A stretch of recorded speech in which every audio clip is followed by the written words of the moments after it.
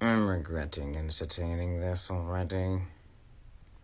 What did you mean by I wasn't supposed to see the notes? You still have yet to explain that.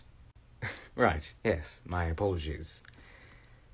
Like I said, I wasn't ready to face the reality that I was attracted to men yet, so every time I had the urge to confess to you or Sirius, I wrote a note, and then promptly stuffed it into my trunk, or rather, a box I kept in my trunk. Unfortunately for me, Sirius and I share a shoe size. I don't understand the correlation. What does your shoe size have to do with anything?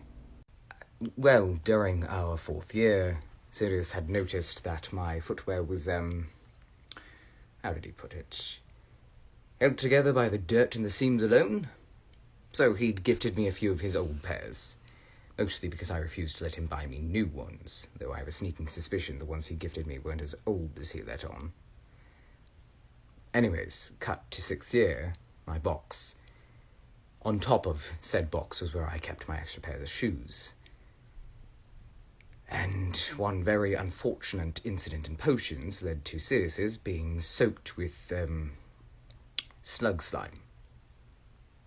So he asked to borrow a pair of mine. And in doing so, discovered my box. I was under the impression he did that much earlier in the year.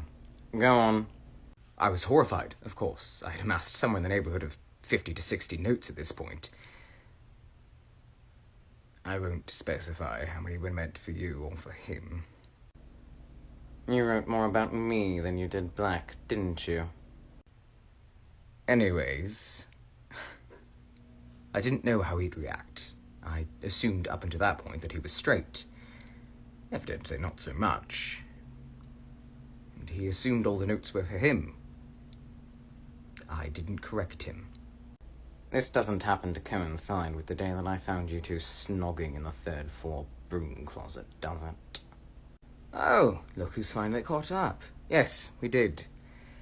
Unfortunately, unbeknownst to me, he decided to show the notes to James and Peter, who noticed that on paper you two have quite a few similarities.